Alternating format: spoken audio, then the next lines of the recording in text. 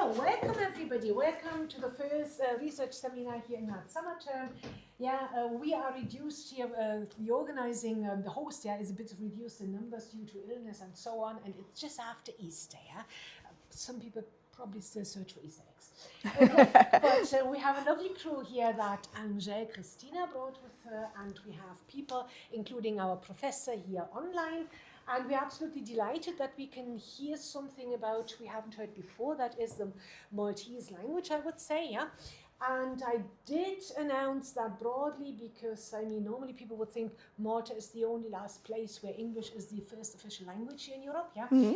And forgetting fully about the vernacular, so to say. So we're absolutely delighted. I can't say too much about our presenter because I don't know her well enough. Not yet. But she is a self-made woman, I'd say. Oh, that's nice. And the rest can come from her. So enjoy, and as always, question maybe pose after the presentation, also from cyberspace. We record it, and in the end we decide whether we want to upload it on our website. Thank you. Thank you very much. The floor is yours. Thank you very much. First of all, thank you everyone. Thank you, Professor Rasmus, for having me here. Thank you everyone online from Canada, from Malta, and from the rest of the world. And thank you for joining. Thank you all. I'm going to say something, and I want you to think, does this ring any bells? Does it sound like something you've heard before? Insellmilkom, jiena Angèle Cristina minn Malta, għandi 44 sena u ilni ngħix il-Ġermanja kważi 6 snin. That is Maltese for hi, my name is Angèle, I'm 44, I'm from Malta. I've been living in Germany for nearly 6 years. So I'm going to now say it again, and just in case you pick something from what I said in Maltese that rings similar to something you know, you're like, okay, so this is Maltese. So a very, very light introduction to the Maltese language. Insellmilkom, jiena Angèle Cristina. Minn Malta, għandi 44 sena u ilni ngħix il-Ġermanja għal kważi 6 snin. There you have it. So that was a hello. I'm going to leave just the word hello, insellmilkom. Of course, we can also say hello. But when you see the word insellmilkom, maybe you already start thinking where Maltese could be coming from. Insellem, maybe, perhaps. But let me introduce you to our diamond in the middle of the Mediterranean Sea. Malta, id-diamant f'nofs il-Mediterran. I'm not going to do that all the time, don't worry. That is my Malta. It is this beautiful island in the middle of the Mediterranean Sea, around so many other places. And you will think, why is she showing us this picture? Well, first of all, to locate Malta on the map, because you will be surprised how many people have asked me, is Malta in Spain?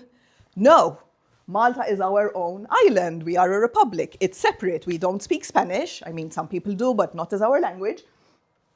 So I wanted to people perhaps have it in their mind where we are. We're very, very tiny, underneath Italy, underneath Sicily. Okay? So let's start with some Maltese facts. So this is a closer look at the map of Malta, and underlined in red is the capital city of Valletta.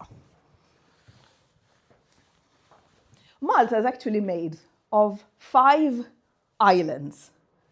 I don't think many of us knew that, right? I did, of course. There's the main island. This is Malta. It looks like a fish, right? There's the island of Gozo, the bigger island. Both Gozo and Malta are inhabited. Then we have Comino, right in between, tiny Kemonet, and tiny Filfla. Those are the 5 islands that form the Maltese Islands or the Maltese archipelago. Of course, we are a Mediterranean island, and we do have the Mediterranean climate. Best times to go to Malta, in my honest opinion, spring or autumn. If you love the heat, go In summer, because it will be scorching, it will reach high 30s, sometimes even 40s, with a high humidity. Cold.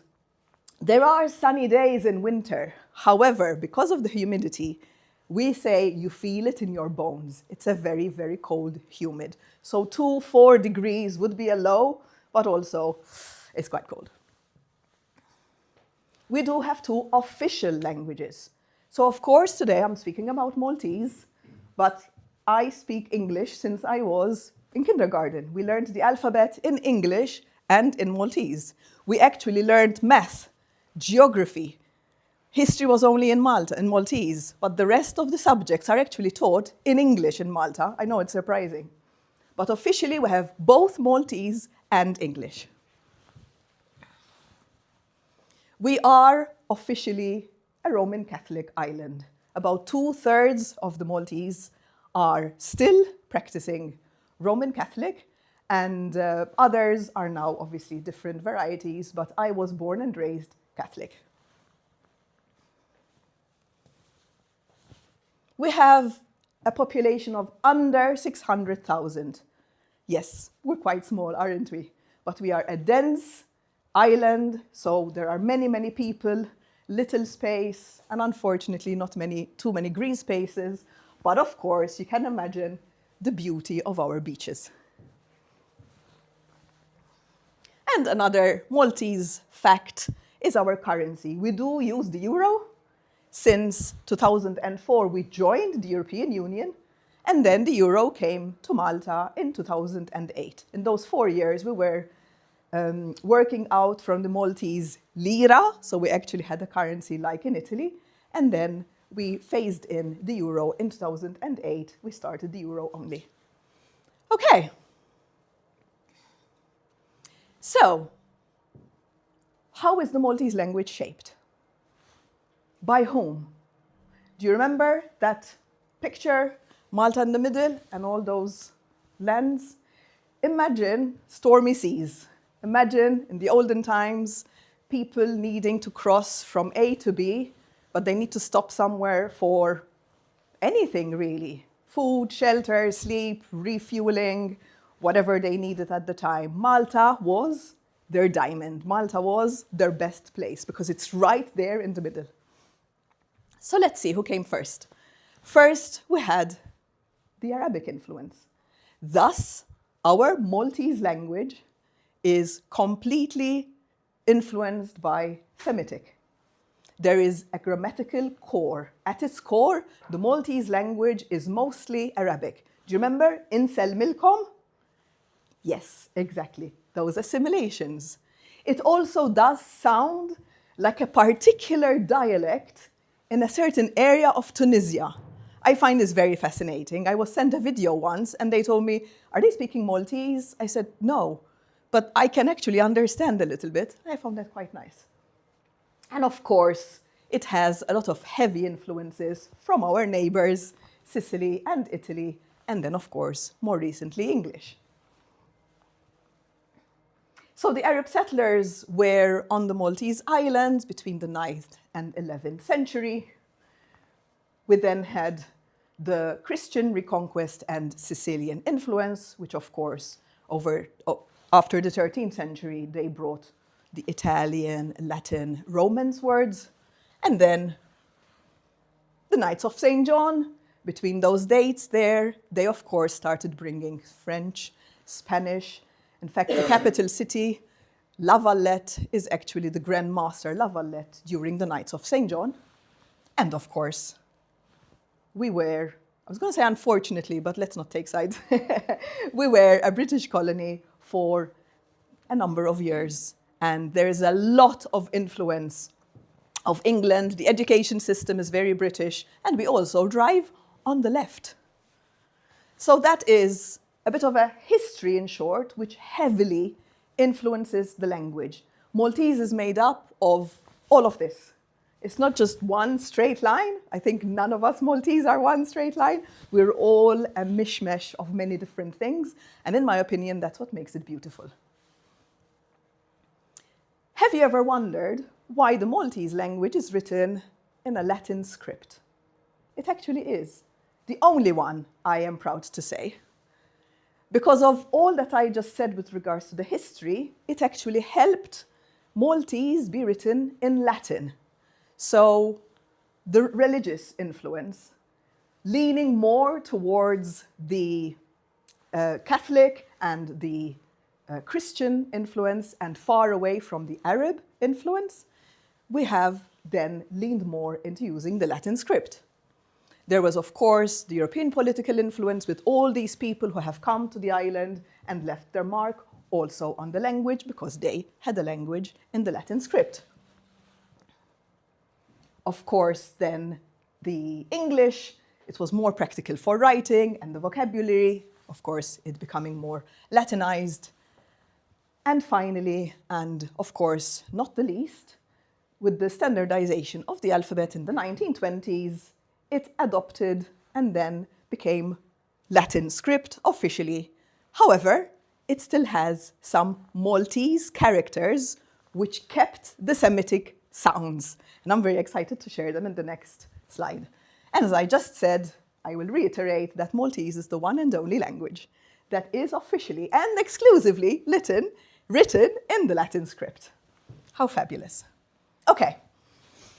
Now I get into my element of having been a teacher. This is very great for me to see and maybe very interesting for you to observe. These are our Maltese characters or sounds that are kept from the Semitic that are sounding from what we had to what we have and in between. Anyway, this is what it is. I'll just go through the sounds first and then I'll get into the words in a second. So here we have a ch. It's very easy for Germans to say ch, right? Because you have your own ch written completely different. So it's a ch sound. It's a forward sound.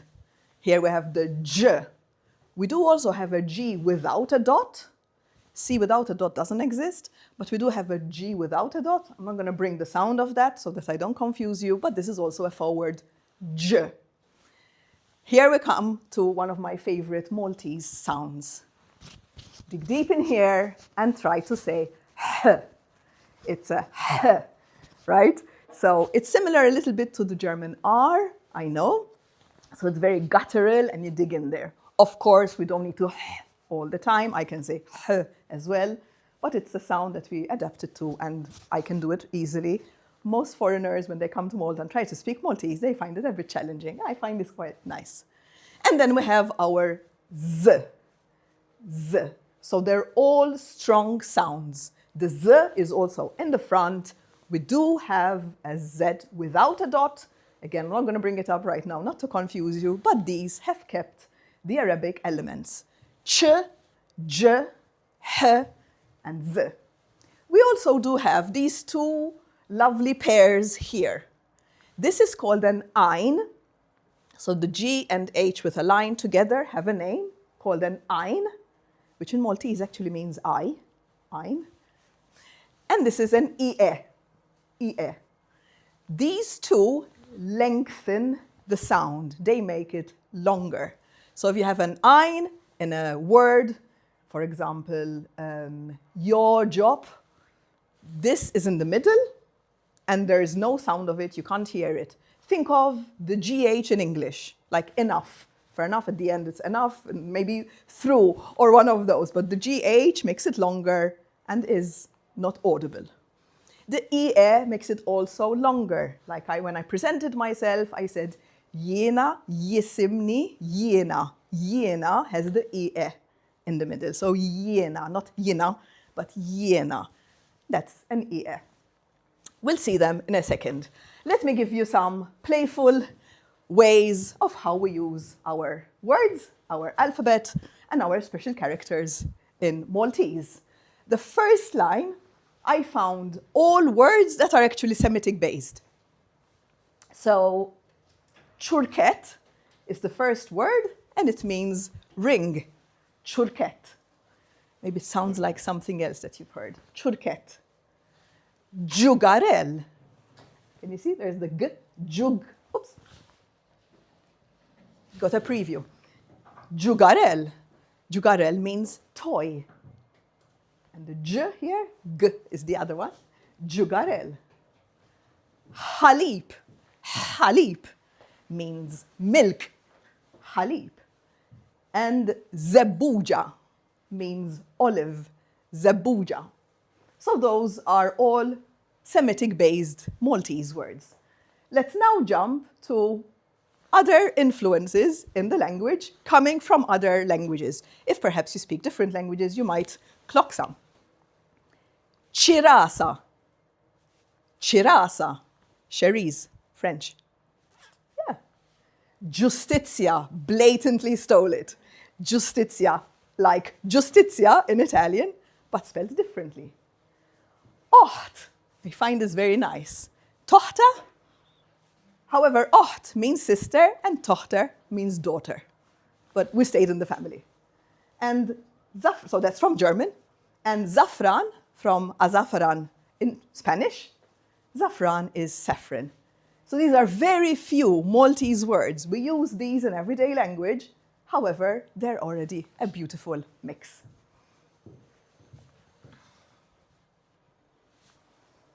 Okay, let me present to you the oldest script that has Maltese in it.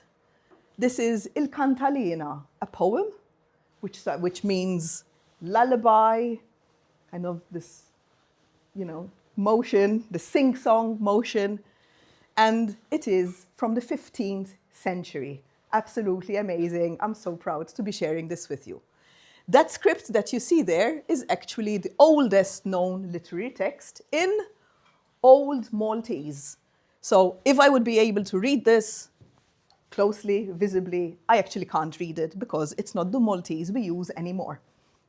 It's an Old Maltese because at the time they still spoke Arabic, which is coming soon. In all that text, there's only one Romance word, one word coming from around, and that's the word ventura, which means luck. It was the elite way of speaking. So, perhaps Shakespeare, you can compare this. That text is not how the people spoke. It's how, the people of the words spoke, let's say it this way. Because, as I already mentioned, at the time, in the late 13th century, they actually still spoke Arabic. And I am proud to say that for this presentation, just a year ago, they actually officially recognized our cantalena from the 15th century as a UNESCO Memory of the World Register. So within the year, I was able to use it as content here. How perfect is that?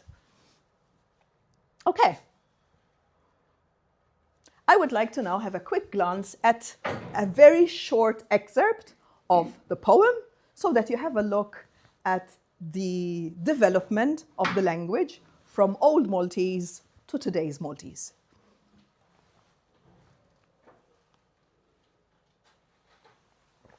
So that is the original orthography. I can't read this.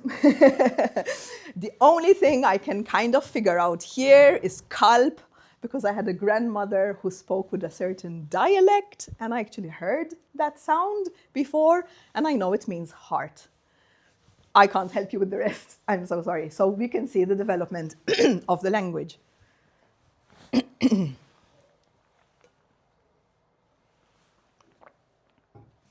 Here you have the modern orthography. So this I can read. It's not today's Maltese, but you can see how it developed. Alp manda hakem, sultan ulamula, birammi irmitni pturjin mu'sula. So here, just to remind you of the ain, imammi and irmitni. Makes it irmitni, makes it longer. And here we have today's Maltese. Quite similar, if you can see, but of course there are some differences. Alp blahakim sultan ulan as sit, liv birfont ramitni pturjin immermrin. Let's have a closer look.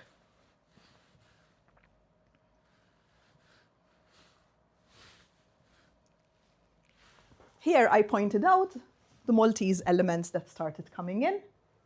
So here we had none. Can you see that? So here, most probably this would be the word for hakem, right? It looks similar. The h wasn't there, right? Came later. Sultan, similar. And then imammi, it turned quite a little bit. Remitne, kamzirmitni. I found it very fascinating to share this with you. And then, of course, the modern Maltese with some underlining words. We have the h, the ie here as well, and the j. Ramitni from irmitni. Actually, people in Malta still say irmitni sometimes, which I find very interesting. You also use ramitni. And then fond would be something that wasn't there but was introduced and also has a Latin influence. So that is Maltese. That is the development of a language from just one poem. However, do we speak like this anymore? Not really. There are some scholars, of course, who prefer to be very pure in their Maltese, as most probably happens in other languages. But I don't speak like this all the time. If I have to, when I was on TV, when I was a presenter and I had to stick to Maltese language because or else we get fined, I had to speak clean, clear Maltese, as least influenced by English or any other languages as possible, which was a task, but I succeeded. So, let me show you some variations of the Maltese. Yes. I find this very funny, and I thought I'd share it with you. Such a tiny island, right? So I said under 600,000 people. We have the north versus the south thing. How? I don't know. So the people from the north look down on the people from the south and think they are less, and they are, you know, the not educated ones. Obviously, this is not true, right? This is just a stigma and the thing there's in the culture. And then the other way around, the people from the south, as a whole, not particular people, refer to the people from the north as, in Maltese we say, tal pepe, which means snobbish and like their nose is up and they are all this chic. So even though we are so tiny, we still have this going on, and I thought of sharing it because it's quite funny. We actually have around 14 dialects of this beautiful Maltese language. Mostly these dialects change from the vowels, and I'll show you exactly. So not too many things change, even though sometimes a complete word changes, but little things, little sounds, usually vowels, change, and then you can decipher where from the island the person comes from. Fascinating. I really like that. So in honor of my auntie watching, I'm going to start with the word tea. This means mine. I don't say tea, but I've heard tea very often. Because if you come from the area of the three cities, here I underlined Bormla, but it's Cospicua, it's Senglea as well, you say tea. In Maltese, clean, undialected, you say ti. Ti. So if you're walking around, going for a stroll in Malta, and you hear tea, you're like, oh, okay, they come from the three cities. That's really fantastic. You have like an identity with the word, or an accent. Another word would be, for example, laham. That's the clean Maltese for meat. If you are from the area of Marsa Shlock or Zaytun, you would say lehem. Lehem. So the vowel changes. I didn't really hear this, but there was a phase in my life where I used to hang around Zaytun area, and lehem was used and I heard it.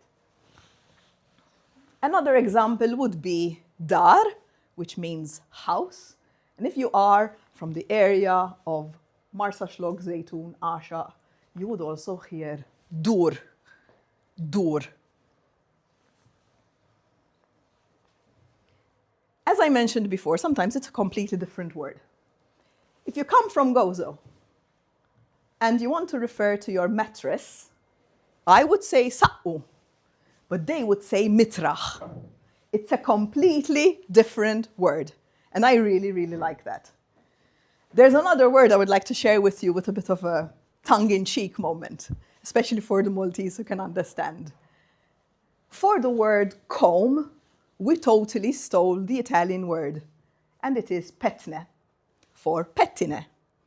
However, there is a Maltese word, which is mosht. I feel very uncomfortable saying that because it sounds like a very rude word in Maltese. And I'll leave it to that with you. If you want to Google it, have fun.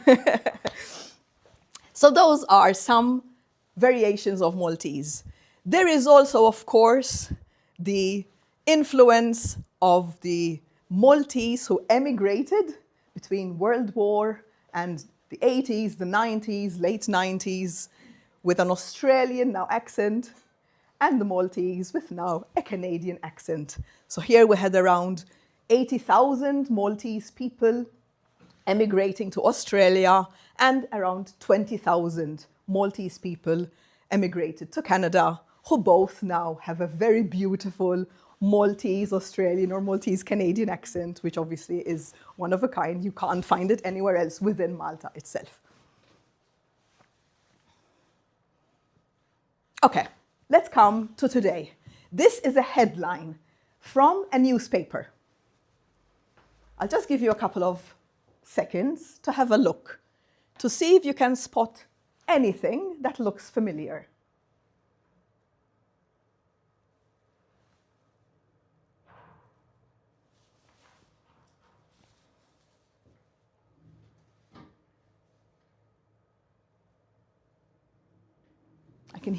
I can nearly hear your eyes going, Okay. Okay. Let's start with the translation before we dig into it. So that means photographic exhibition in Triton Square by internationally renowned photojournalist Reza. Let's break it word by word. And now you can literally see how the history comes out in the language itself still till today. What fun. Wirja fotografika fi Piazza Tritoni mill-fotojournalist ta' fama internazzjonali Reza. I just noticed that when I speak Maltese, I have this sound. I think it comes from being on TV. It's very interesting. So let's break it down. Wirja is a completely Semitic word from Arabic, and it means exhibition. Fotografica is Italian Greek root for the word photographic. Piazza Internazionali, absolutely as they are. Changed some letters there. Piazza has a J. Internazionali we doubled and changed the end, but very similar to the Italian. Also Latin. And then, of course, we have English influence with photojournalist, of course, and fama, fame. So here is a typical, of course I found it purposefully for this, but a typical Maltese sentence used today. This is Maltese. This is not anything else, this is Maltese. Made up of pieces from those people who landed on our land, left their mark, left their footstep, and now it's part of who we are, how we speak. This is something actually very interesting. We call it code switching.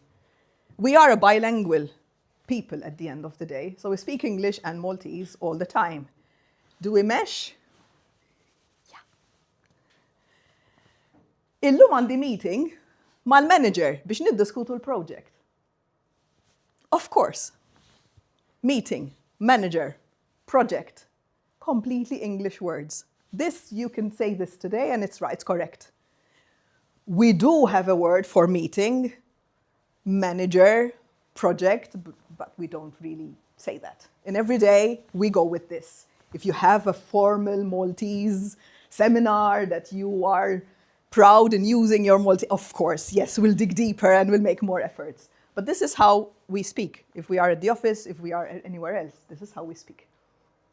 I don't know if you noticed that when I read it in Maltese, I said project with a Maltese intonation. Of course, in English, I say project. There are others who say project, but that's okay. So there is the English from the British colony that actually stayed quite deeply in the language, and this is an example. take a deep breath before the next slide, because I'm going to give you some other examples which pinch me a little bit. I hope they make you laugh. They're not my favorite words, but they are still part of the Maltese language. I'm going to give you a second. The first time I saw the first word, I nearly cried. That's teddy bear. Yes, teddy bear, help. But we don't. We have ors, which is a bear. But for a cuddle toy, we use teddy bear. Of course, computer, I think this word became part of many languages, and the concoction of it, whichever way possible, in your own languages. And another two examples are these. Exactly. Fridge. Fridge with a double G, so that we make sure we close the door. So here is fridge, obviously from fridge or refrigerator, and club for club. So these are just a pinch. There are so many more, but I thought of putting words we still use, and that also made me a little bit, not necessarily blush, but I don't love these words. I prefer typical Semitically based Maltese, but they're in my language, so I have to share them and talk about them. And also they're a little bit funny when I'm in a good mood. Okay, let's now jump to some interesting facts about the Maltese language. Wieħed u design. Wieħed u design. Ein und 90. The first time I realized that the numbers in Maltese read like German, I had like a little party. I was so excited. I don't know why, but it's such a beautiful little connection between Germany and Malta, as I will wear here, and I thought of bringing it to you. So the numbers in Maltese are completely based on Semitic. Wieħed u design, so the number at the back goes first, but I'm speaking to the converted because in Germany you also say ein und 90. What fun. Another interesting fact is this beautiful cave. This is a cave in the north of Malta, very close to the water, as you can see. And this cave carries a lot with it.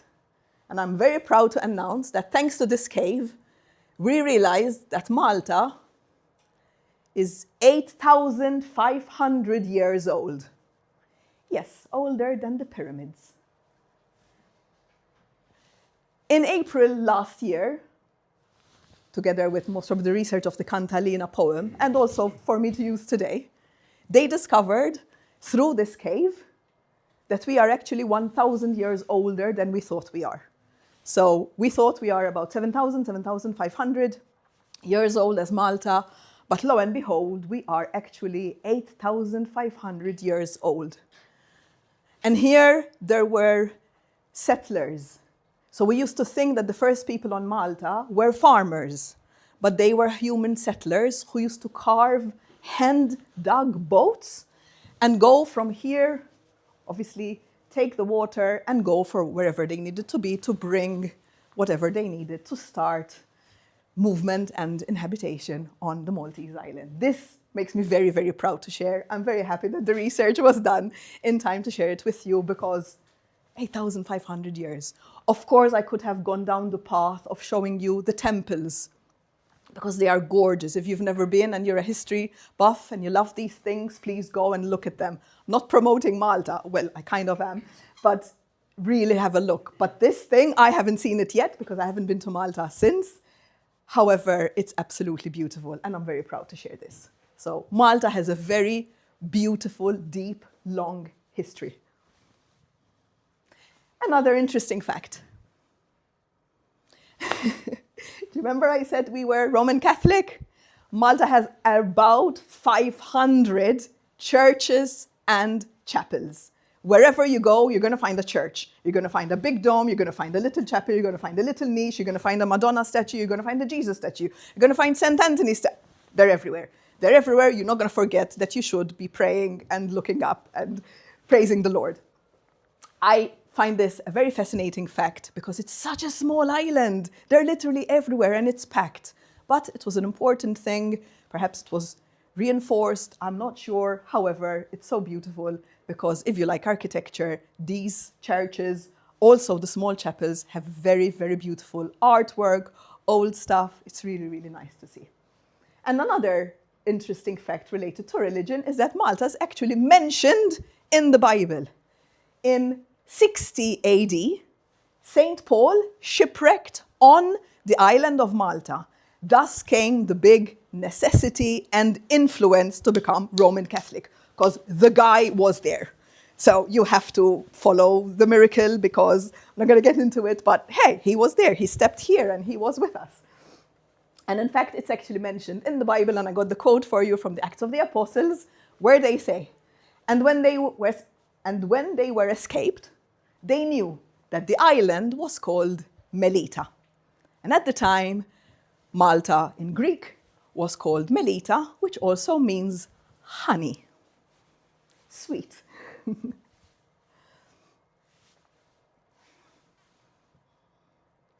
One more interesting fact, because we are in Leipzig at the end of the day.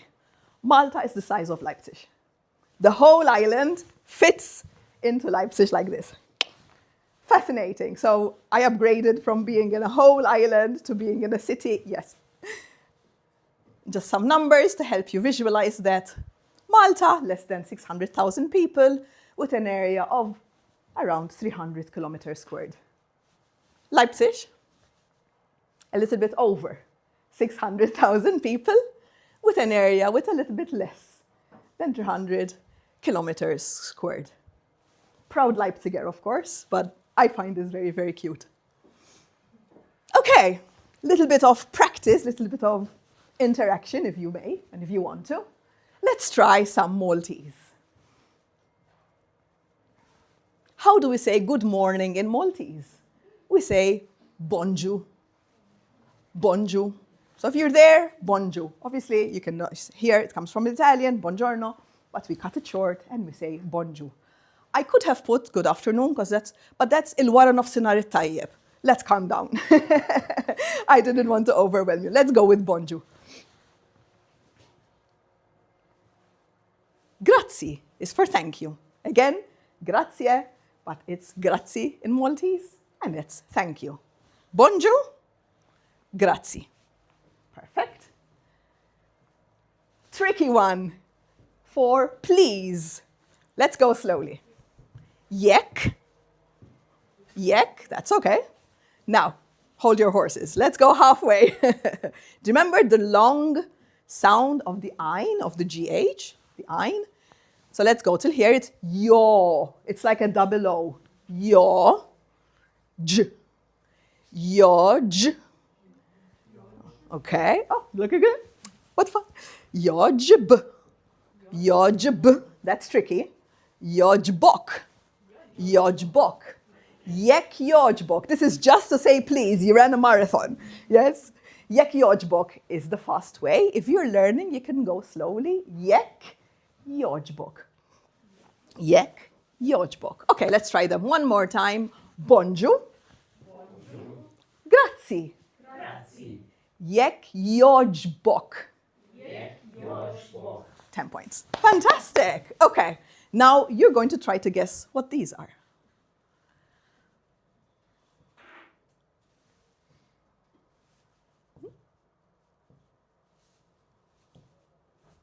Maybe not.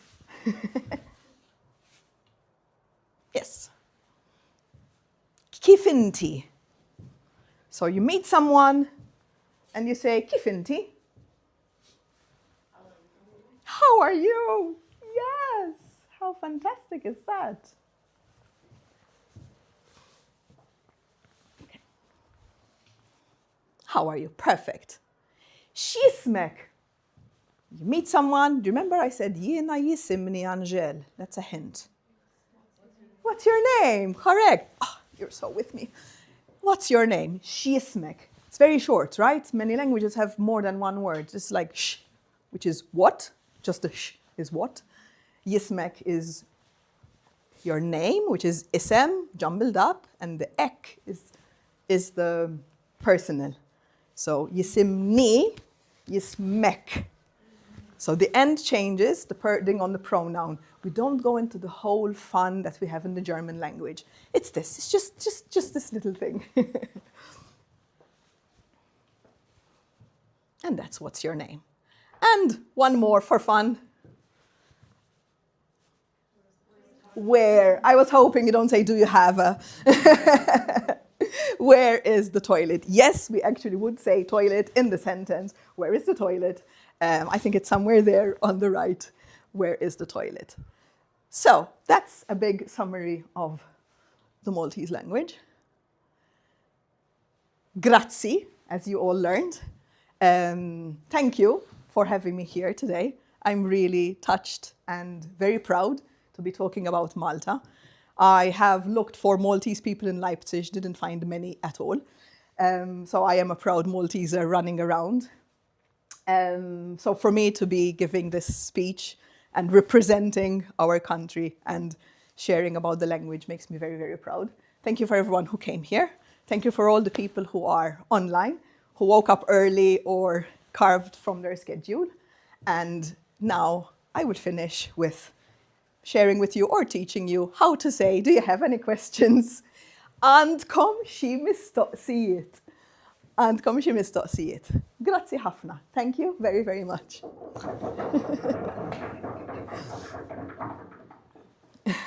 So, doors open for questions here. Off we go. Yes, please. I have two questions because I actually visited Malta a few years back, so I got to see the language. One is simple. What does the word mela mean exactly? Everything. So mela is like the filler word. Okay. So yes, of course, or should we, or right. So like at the end of the sentence, you would say, for example, sure. You would say mela. This is to enforce. Or of course, mela. So it's the word, a filler word, where if you kind of don't know what to say, it's like when in English we say like. Oh. Like, however, it usually reinforces. It actually means yes, of course, right? So if I say, are we going shopping today? And the answer is mela.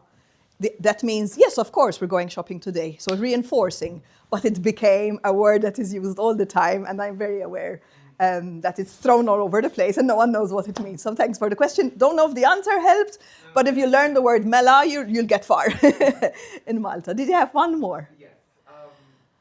I noticed that, like, is there like a relationship or correspondence between the Arabic-based vocabulary and the Italian vocabulary? Because, like, in English, there's this kind of relationship where we have Germanic core words that, like, talk about more basic concepts, and then we have words from French or Latin that often are synonyms, but they usually describe like a more complex concept or something more theoretical. Is there something similar like that in Maltese with like Arabic versus Italian, Latin? Yes. So with the verbs, I would say the major and the roots usually are Semitic based. Of course, not the verbs as in, I don't know, something to do with technology. Those didn't exist. But let's say to sit, to walk, to dig, or something to do with farming, those are usually all Semitic-based. Numbers, those are hands down Semitic.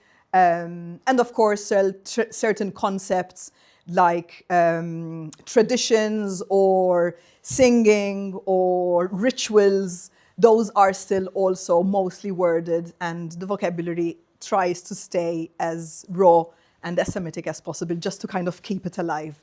But mostly it's the verbs and the numbers that I would say have a predominance, that when you hear them, you're like, oh yeah, I think there's something there. Thank you for your questions and thank you for coming. Yes? I also have a couple. Of course, please, I'm here. So one is, because I don't think we touched on that, what about articles and genders? Do you have them? We have two. I was going to add something, but let me close the bracket quickly. We have masculine and feminine, the end. Usually, if the word finishes with A, it's automatically feminine. And if the word ends with U or O, it's masculine. It's very easy. It's very literal. If I'm talking about a table, it's meida, and it's feminine. However, the articles are a little bit harder because they depend on the sound of the word. So, for example, meida is a very soft sound, m, and these are called amrin. So they come from the moon. Amar is moon. So they are a softer consonant. So we have the L, R, Y, M, like Meida. Those take il, Meida. Even though it's feminine, it's il. Yeah. Obviously, it's different in Italian. If you have, for example, Shemsh, which is the sun, and it's a strong sounding sh, it becomes ish, Shemsh. So it's not il Shemsh, because the sh is so strong, it needs the article to hold the sound and for you to place it also in your mouth. So it becomes ish Shemsh. Obviously, Shemsh is an exception because it's an X and it's still feminine in this case. But we have masculine and feminine. Thank you for the question. You're welcome. So basically you have the two genders for the nouns, but then the articles, they go based on sound, not on gender. Yes, yes, yes, exactly. Yes. And then also the adjectives, for example, the table is white. Il-mejda bayda. So abyad is the color. Il-qmis bayda. I know that's another exception, but the color of white is abyad. So imagine the letters abyad. Mix them up and you get bayda. So you just put the A at the end. So abyad, the A goes at the end and becomes bayda. So it continues. But yes, the article depends on the sound, actually, not the gender, which is something you learn very early. But it actually escapes me, so thanks for mentioning it. And I went back to my grammatic book. I was like, yes, Shemshin, Amrin. Sorry.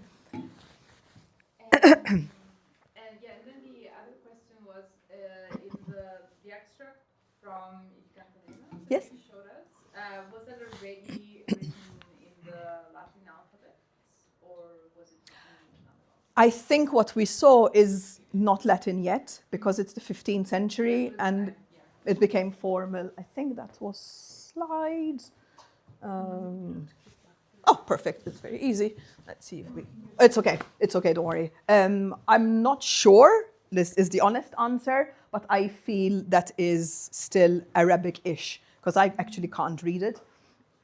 I think before this and just before this. Oh, let's have a look. Yeah. So it looks graphic-y to me. Yeah. You know? Yeah, to me too. I just couldn't tell. But I can figure out letters. So here, no, yes, no, yes. So it's maybe an in-between, perhaps. Okay.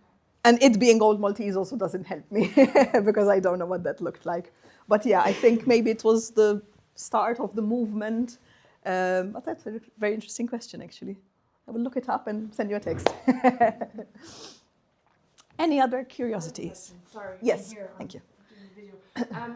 I'm interested in the language versus English and how Maltese people are brought up. Schooling, you said that certain subjects were taught in Maltese.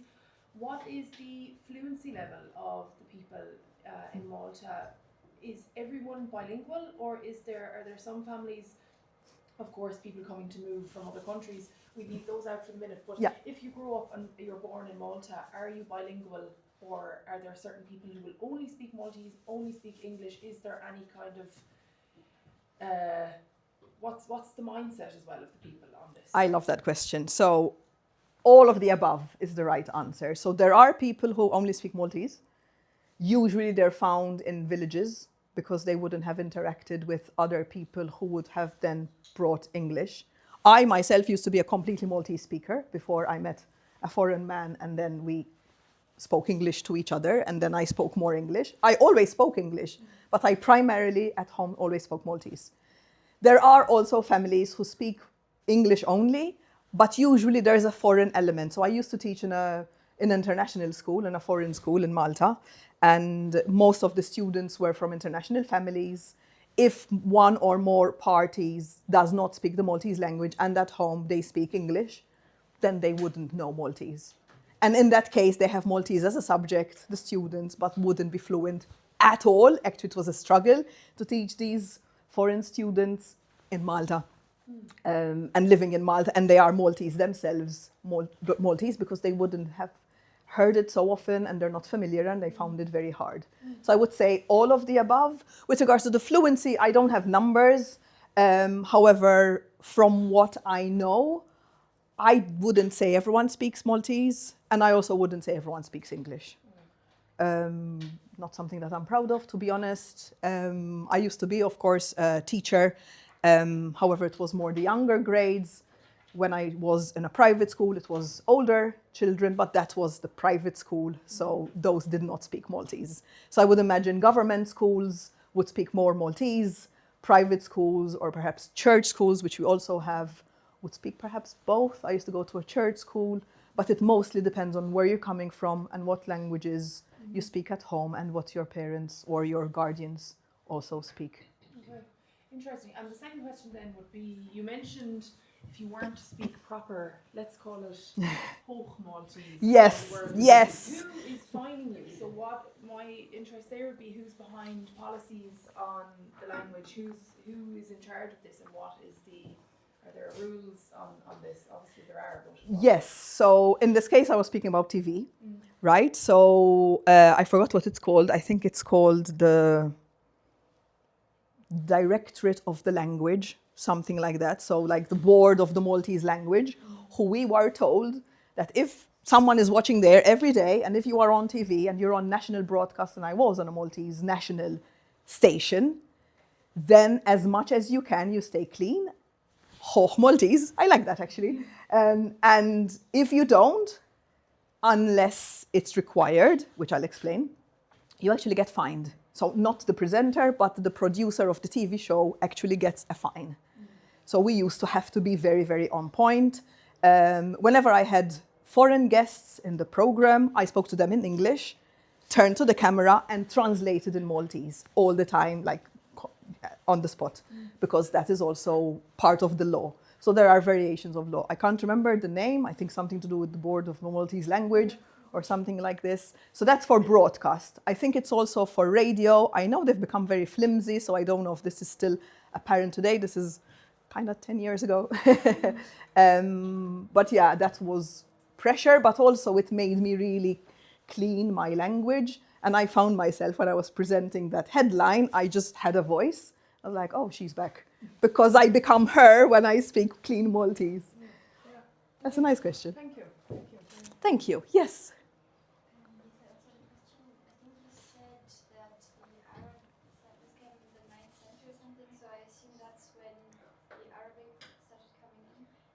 Yes, yes, exactly. So, do we know what was spoken in Malta before that? Good question.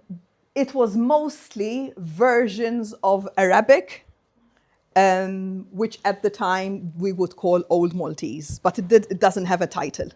So because it was a development language, so there wasn't like a section and we say from here to here there was this thing. In fact, that's why in the Cantalena I refer to it as old script of the Maltese, but it's not Maltese.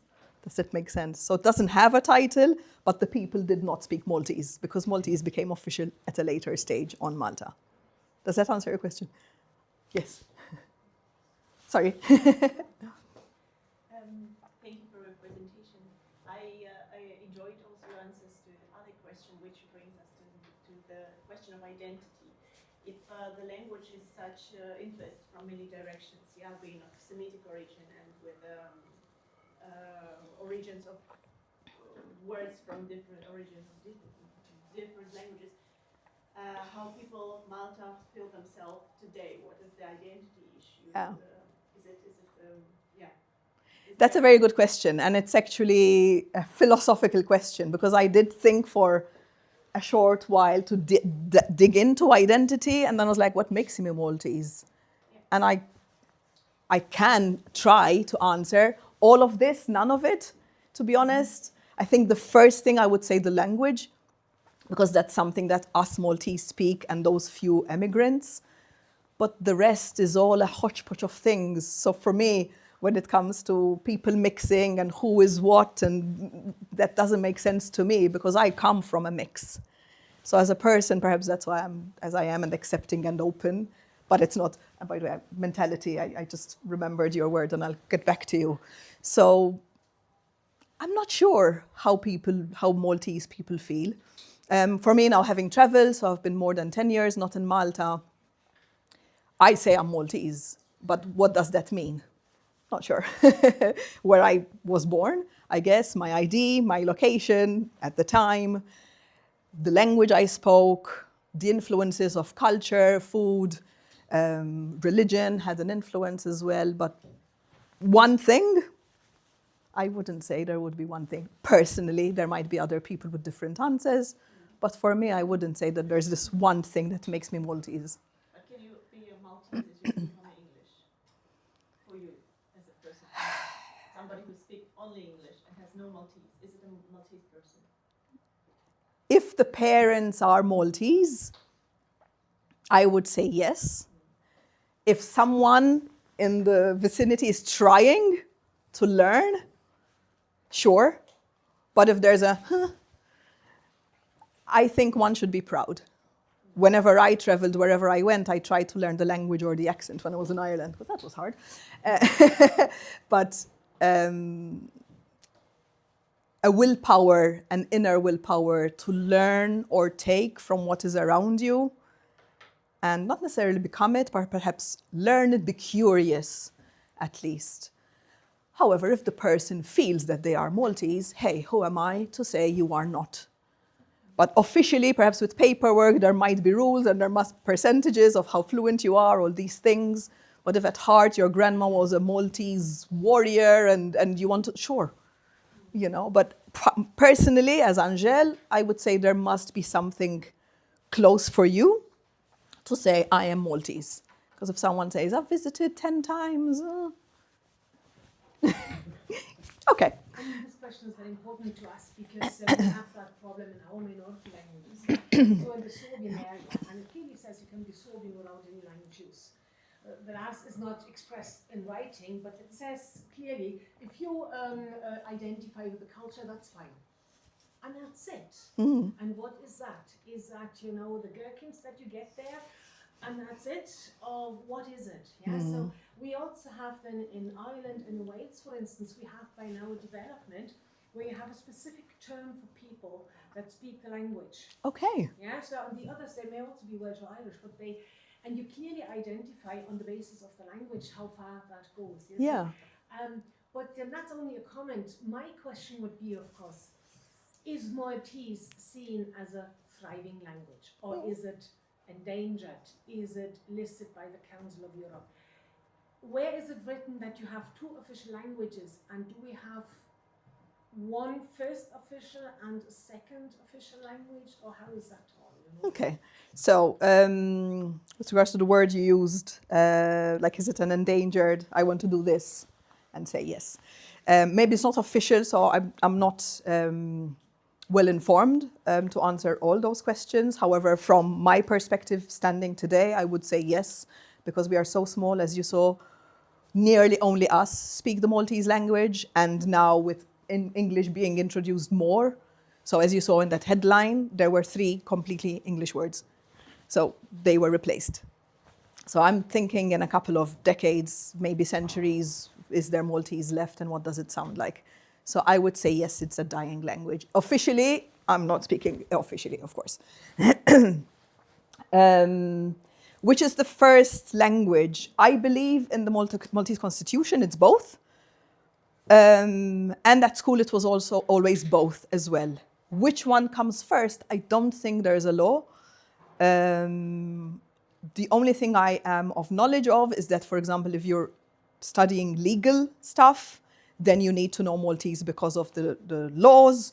However, as a man in the street, woman in the street, as a person, there isn't like which one you should know more than the other. And then, as I was explaining, depends on the school where you're brought up and stuff like this. But it's not one more than the other, which actually is very interesting because then you could be Maltese speaking English. And is it compulsory in school? To speak both? Yeah. No, to have classes in Maltese or to acquire the language? Until I was in Malta and when I was a teacher, it was a yes, for sure. I believe it still is. I don't see that day coming, to be honest. I think then the staunch Maltese people would throw fits, and I don't blame them, because they're trying to keep something alive and other people speak English, so it's not like Maltese need to keep English alive. But I believe, yes, it's compulsory to speak Maltese and to learn Maltese. I think there were a few exceptions where some people were excused to leave. Obviously, I don't know the nitty-gritty of those, but as a teacher, I remember, this is, okay, great. But mostly there is an encouragement to at least try, as I was just explaining. So it's more to walk around with perhaps, I'm not even going to say pride, maybe I have pride, but students who didn't speak the language didn't even feel it at all. So it's, so yes. There are two follow-up questions, so to say. Is there anybody that standardizes Maltese so that it can be taught in school, or that you can be told off in the media where you didn't speak standard Maltese, so you get fined? If you find somebody, then you need a standard on the basis of which you can find the person. Yeah. And the second then is very linguistic, very Semitic. You didn't come up with such a sentence. You didn't come up with a sentence with a verb. What's the word order in Maltese? Okay. So yes, I think that standardization is similar to what I was talking about broadcast. There would be a board that says this is Maltese, this is not Maltese, and they make the regulations. I know they're very, like it's in movement at the moment. So some younger people who joined are accepting more, and some older people are like, no, let's not. So there's this debate going on, but I'm aware of it, that it's happening. Okay, so the verb. Let's say I am going home. So the word going. Jiena sejra id-dar. Remember dar? Jiena, we did as well, which is great. So jiena is me, dar is home, and the verb is in the middle. Jiena sejra id-dar. So it's not at the end. If I have to make a longer sentence,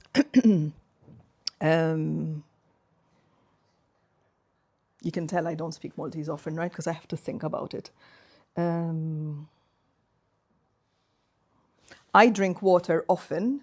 Jiena nixrob l-ilma spiss. So the verb actually comes before the noun here.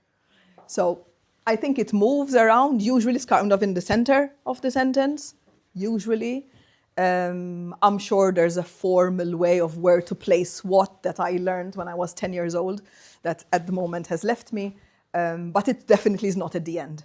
I think I remember the first time that I encountered that with German, I was like, what and why? Like, why do I have to wait till the end to know what's happening? Like, for me, it didn't make sense. No, it's split. Yeah. It's only the second part. Yeah, I was told that, and I still don't get it. Second verb is second language. Yeah. Yeah. Well, further questions or from the floor, from the cyberspace? Yes, I've invited questions from online, but not yet. Okay. Yes. Yeah, just a little question. Speaking of standards, I think when you were talking about dialects, you said, yeah, this would be the clean or standard way of saying. So, is there an accent that's not somehow marked as regional, or is there kind of a standard accent that's not associated with a particular place? Or? Not that I know of. No, not that I know of. So it's always related to the region or the people who moved.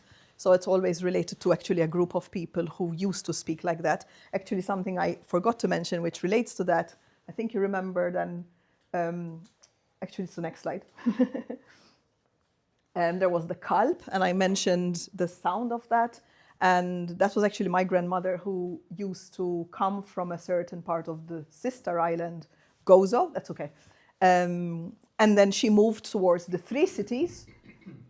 Exactly that word, thank you very much. So that word, she used to actually say kalp instead of alp. And she moved from the north of the second island of Gozo towards the three cities, which was right there. And she carried that sound with her. So I remember my grandmother, my paternal grandmother, saying kalp instead of alp. But I wouldn't say, that, not that I know of from my research, that they are not, no, that they are related to a region or a group of people who speak it. Further questions? Thank you. This was... Nobody from cyberspace? No, just a thank you and a very interesting presentation. You're welcome. Yeah, I mean, there's nothing else I would have to say. It was really, really entertaining and Oh. interesting, yeah. I'm glad. And yeah, something new, as I said, you know, the perception here is Malta or English, both. We go there for language course. Yeah, I remember we had there once a conference of the whatever International Association of Professors of English or so. Yeah, this is how it is perceived. So perhaps one last question: what do you think could be done in order to make Maltese seen outside of Oof. Malta? Oh, that's a very good question. I think of this so often because now living abroad, I see things being done. I saw things being done in Ireland and Spain, now in Germany where I lived. And I'm like, it's right there. I think one of the things that springs to mind is immediately history. For example, that cave. Why don't people know about that? Like, can you see she's being angry? We have so much history and so little people know that we have jewels. They're gorgeous.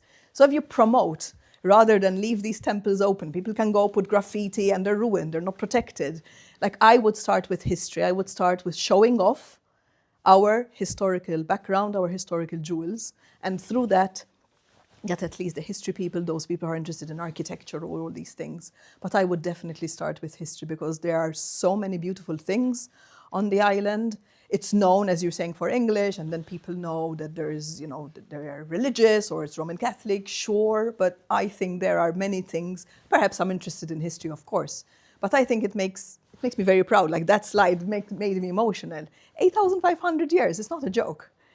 It's not shared, it's not promoted. So when I see things being promoted for wherever I lived or visited, that has nothing to do, you know, let's just mention a bell on the other side of the hemisphere, and they're so proud of this bell, and it's broken, and we have that and no one knows. Just like, yeah, talk about it more. Should your government do more about it? Is the government concerned about the language and the cultural heritage, or do they simply go in line with European politics? Yeah, I personally would say they should do more. I'm not a political person because I am aware that the governments try to please.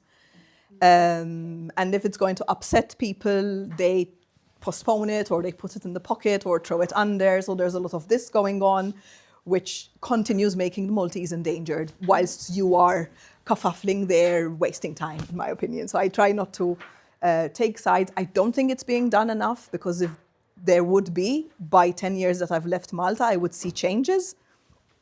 And I can't see any changes that makes me say, oh my gosh, yes, thank you. So not really and truly. But so that we don't finish on a negative note, I do encourage you to go to Malta. For a short time, it's beautiful. I wouldn't live there again because of the mindset, coming back to your mention before. The mindset to me feels like a village mindset. It is a close-knit community and everyone is in each other's business.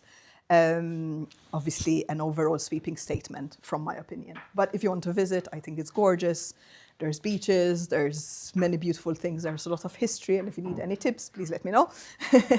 I would totally help you. Because have you ever thought of teaching Maltese at the Volkshochschule, or Frau Kochmann teaches at the Sprachenzentrum or so? Spracheninstitut. Have you ever thought about that? I thought about it, and I would love that. So I'll contact the people. Yeah. Tell them that you would offer something. I mean, perhaps Frau Kochmann has some idea, you know, who to contact and what the conditions are, so that you see at least offered. Whether then somebody enrolls in it and teach. Yeah, of course, that's a different question. Different story. But perhaps you ask Frau Thank you. Kochmann for the contact, and yeah, we see where we go. Yeah, thank you. That sounds great. At least more people will know what Maltese is and that it exists and what it sounds like. Yeah. Well, so then thank you all very much. Thank you. Thank you for coming. Much enjoyed, yeah. And Thank you. We can stay in contact to some degree, yeah. Yeah, absolutely. And we can travel. Thank you very much. Thank you so Thanks much. again. Thank you.